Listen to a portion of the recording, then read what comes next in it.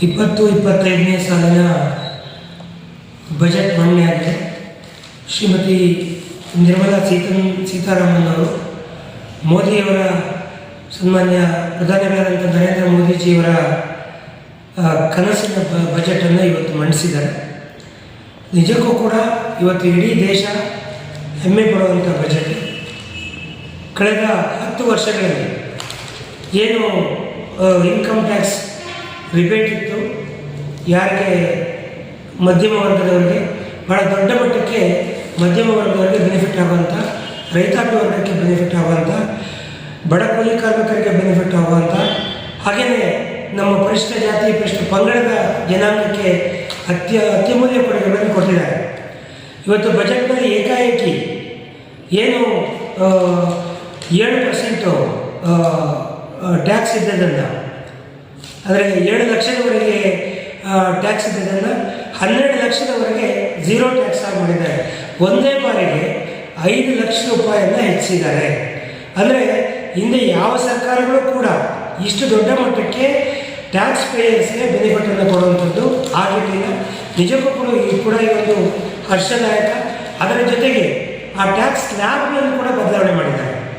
ಅದು ಕೂಡ ಒಂದು ದೊಡ್ಡ ಮಟ್ಟಕ್ಕೆ ಮಧ್ಯಮ ವರ್ಗದವರಿಗೆ ಏನು ಹಣದುಬ್ಬರ ಇನ್ನೊಂದು ಮತ್ತೊಂದು ನಿಯಂತ್ರಣದಲ್ಲಿಡೋದಕ್ಕೆ, ಮಧ್ಯಮ ವರ್ಗದವ್ರ ಕೈಯಲ್ಲಿ ಒಂದಷ್ಟು ಕಾಸನ್ನು ಉಳಿತಾಯ ಮಾಡಿಕೊಂಡು ಬೇರೆ ಬೇರೆ ಕೆಲಸಕ್ಕೆ ಇನ್ವೆಸ್ಟ್ ಮಾಡೋದಕ್ಕೆ ಅನುಕೂಲ ಆಗೋ ರೀತಿಯಲ್ಲಿ ಮಾಡಿದ್ದಾರೆ.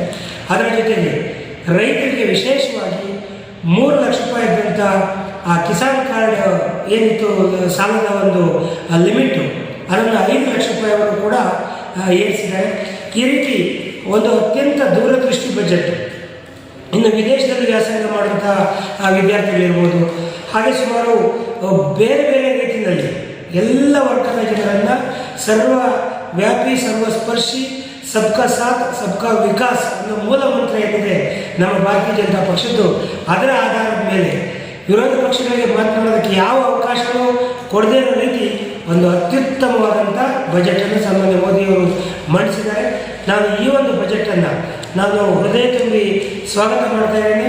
ಈ ದೇಶ ಖಂಡಿತವಾಗಲೂ ಕೂಡ ನಮ್ಮ ಮೋದಿಜಿಯವರ ಅವಧಿಯಲ್ಲಿ ಏನು ಒಂದು ಮೆಡಿಕಲ್ ಸೀಟ್ಸನ್ನು ಒಂದೇ ಬಾರಿಗೆ 10,000 ಸೀಟನ್ನು ಜಾಸ್ತಿ ಮಾಡೋದು.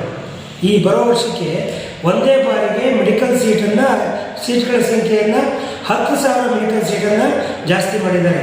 ನಮ್ಮ ಮೋದಿಜಿಯವರ ಕನಸನ್ನು ಇವತ್ತು ವ್ಯಕ್ತಪಡಿಸಿದ್ದಾರೆ.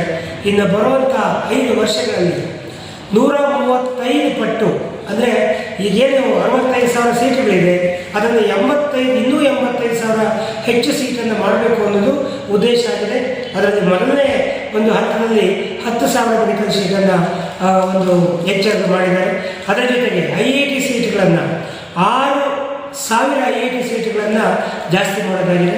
ಈ ರೀತಿ ಶಿಕ್ಷಣಕ್ಕೆ, ಇನ್ನು ನಮ್ಮ ಮನ್ರೇಗಾ ಇರ್ಬೋದು, ಅದರ ಜೊತೆಗೆ ಏನು ಜಲ್ ಜೀವನ್ ಮಿಷನ್ ಇರ್ಬೋದು, ಇವೆಲ್ಲಕ್ಕೂ ಕೂಡ ಧಾರಾಳವಾಗಿ ಹಣವನ್ನು ಕೊಟ್ಟು ಯಾವ ಕೊರತೆಗಳಿಲ್ಲದಂಥ ಒಂದು ದೊಡ್ಡ ಬಜೆಟನ್ನು ಇವತ್ತು ಮೋದಿಜಿಯವರು ಮಂಡಿಸಿದ್ದಾರೆ.